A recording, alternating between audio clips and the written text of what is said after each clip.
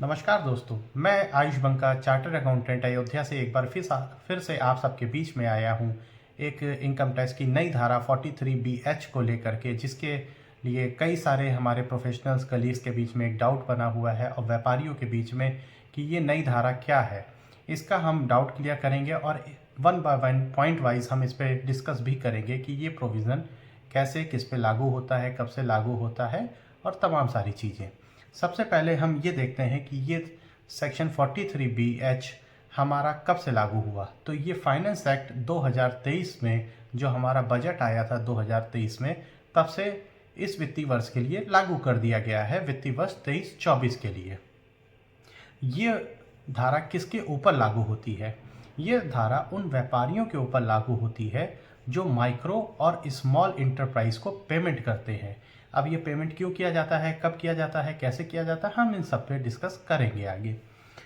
उनको पेमेंट करने के लिए जो हमारी एक MSMEs हैं, माइक्रो स्मॉल मीडियम इंटरप्राइजेस, उनको पेमेंट करने के लिए MSME एक्ट में सेक्शन 15 में एक टाइम दिया गया है कि अगर हमारा एग्रीमेंट है उनके साथ तो हम 45 दिन में पेमेंट कर सकते हैं, और हमारा एग्रीमेंट अगर नहीं है तो हम 15 दिन में उसका पेमेंट करना जरूरी रहता है। फाइनेंस एक्ट 2023 इसीलिए ये बात कहता है कि अगर जो हमारा सप्लायर है हमने उसका पेमेंट 45 डेज या 15 डेज में कर दिया है तब तो हमको इसकी छूट मिलेगी, और अगर हमने इसका पेमेंट नहीं किया है तो हमको इसकी छूट नहीं मिलेगी। छूट ना मिलने का मतलब है कि वो हमारी ITR में जो भी इनकम आ रही है उसमें ऐड ऑन हो जाएगा। हम बात करते हैं पहले कि हमारे सप्लायर कौन है। हमारे सप्लायर माइक्रो और स्मॉल हैं, मीडियम पे ये लागू नहीं होता है। तो माइक्रो स्मॉल कौन होता है? माइक्रो वो होते हैं जिनके प्लांट एंड मशीनरी में इन्वेस्टमेंट 1 करोड़ तक हो या उनका टर्नओवर 5 करोड़ तक हो। स्मॉल कौन होता है? स्मॉल वो लोग होते हैं जिनके प्लांट एंड मशीनरी में इन्वेस्टमेंट 10 करोड़ रुपए तक हो और टर्नओवर 50 करोड़ रुपए तक हो। यही परिभाषा है माइक्रो और स्मॉल की। अच्छा, ये कब लगेगा? तो जो हमारा ओपनिंग या आउटस्टैंडिंग बैलेंस 31/3/2023 से है उस पर बिल्कुल भी नहीं लगेगा। ये लगेगा जो हमारा आउटस्टैंडिंग बैलेंस 31/3/2024 का है उस पे लगेगा। साल के बीच में अगर आपका पेमेंट 15 या 45 दिन से ज़्यादा भी रह जाता है तो आपको घबराने की ज़रूरत नहीं है। 31/3/2024 की क्लोजिंग बैलेंस का जो अमाउंट है उसको आपको 45 या 15 दिन में पेमेंट कर देना है। कोई मुझसे पूछता है कि 1 जनवरी को हमने ख़रीदा, हमने उसको पेमेंट किया 20 मार्च को, तो ये तो 45 दिन 15 दिन तो दोनों से ज़्यादा हो गया है। तो कोई घबराने की बात नहीं है। अगर आपने 20 मार्च तक पेमेंट कर दिया है, आपकी जो आउटस्टैंडिंग बैलेंस है वो 31/3/24 तक नहीं आ रहा है तो आपके ऊपर ये लागू नहीं होगा। हमने आपको बताया कि ये लागू उन्हीं के पेमेंट पे होगा जब आप अपने सप्लायर को पेमेंट कर रहे हों, वो माइक्रो और स्मॉल इंटरप्राइजेस हों। दोनों की डेफिनेशन मैं आपको बता चुका हूँ। अब करना क्या है, हमारा जो सेलर है उसको चेक करना है कि वो MSME में रजिस्ट्रेशन ले रखा है कि नहीं ले रखा है। अगर वो MSME में रजिस्ट्रेशन ले रखा है तब तो आपको ये चीज़ एप्लीकेबल हो जाएगा और इस चीज़ को चेक भी करना पड़ेगा। बायर का जो माल खरीद रहा है उनसे क्या उसका भी MSME में होना ज़रूरी है? तो ऐसा बिल्कुल भी नहीं है। अगर आपने खुद MSME का रजिस्ट्रेशन नहीं ले रखा है तो ये मत सोचिए कि ये आप पे नहीं लगता है।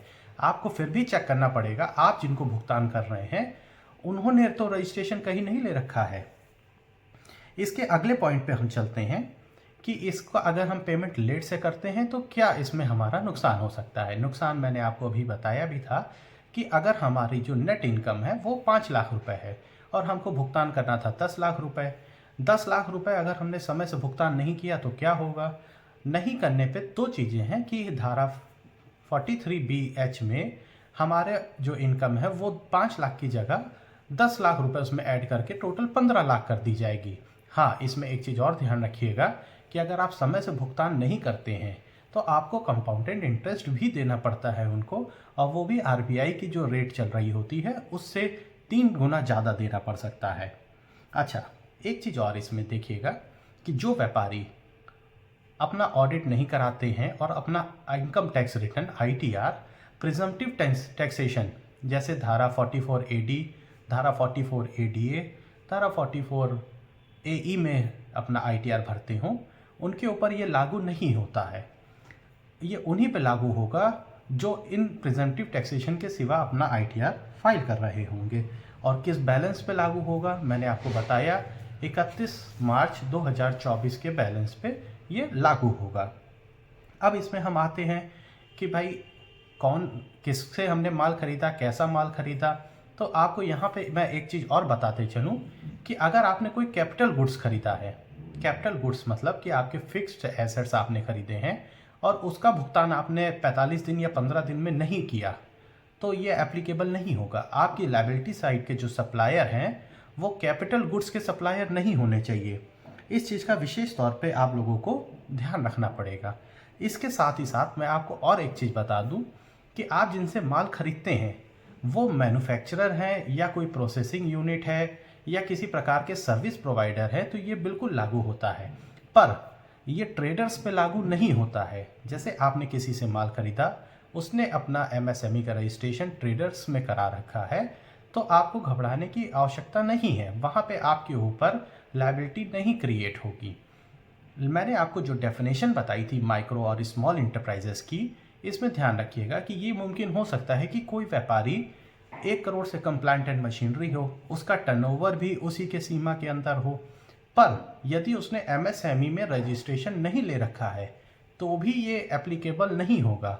वो माइक्रो इंटरप्राइज हो सकता है पर उसके पास उद्यम का रजिस्ट्रेशन भी होना अनिवार्य है।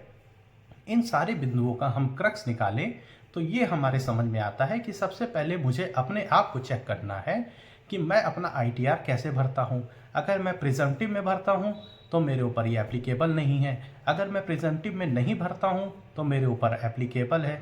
फिर हमको अपने सप्लायर को चेक करना है कि मेरा सप्लायर अगर कैपिटल गुड्स का है तो मेरे ऊपर एप्लीकेबल नहीं है, अगर वो सप्लायर कैपिटल गुड्स का नहीं है तो एप्लीकेबल हो सकता है। पर उस सप्लायर से मैं क्या खरीदता हूँ, क्या उसने अपना MSME का रजिस्ट्रेशन मैन्युफैक्चरिंग में कराया है, सर्विस प्रोवाइडर में कराया है या ट्रेडर में कराया है। अगर उसने सर्विस प्रोवाइडर में या मैन्युफैक्चरिंग में कराया है तब तो ये एप्लीकेबल है, ट्रेडर में कराया है तो बिल्कुल भी एप्लीकेबल नहीं है। फिर हमको चेक करना है कि जो मैन्युफैक्चरिंग है, सर्विस प्रोवाइडर है, क्या वो माइक्रो है कि स्मॉल है कि मीडियम है। अगर वो माइक्रो और स्मॉल है तो बिल्कुल हमको कंप्लाइंस करना पड़ेगा, अगर मीडियम है तो हमें कंप्लाइंस नहीं करना पड़ेगा। इसलिए किसी भी ट्रेडर के पास अगर MSME है तो आपको घबराने की आवश्यकता नहीं है। इसके साथ मैं आपको एक चीज़ और बता सकता हूँ कि आप जो बायर है, सप्लायर को खुद अपने बायर को बताना रहेगा कि वो एक MSME में रजिस्टर्ड है, माइक्रो स्मॉल इंटरप्राइज है, मैन्युफैक्चरर है कि वो सर्विस प्रोवाइडर है। इसकी इन्फॉर्मेशन उसको खुद से डिक्लेयर करनी होगी। पर लिटिगेशन से बचने के लिए बायर्स भी एक डिक्लेरेशन अपने सारे क्रेडिटर से, अपने सप्लायर से ले लें, जिससे कि फ्यूचर में कोई भी लिटिगेशंस ना हो। मैं आशा करता हूं कि इस छोटे से वीडियो के माध्यम से मैंने आप लोगों के डाउट्स अब क्लियर किए होंगे। अगर आपको ये मेरा वीडियो अच्छा लगा तो आप इस पर लाइक ज़रूर करिएगा। Thank you.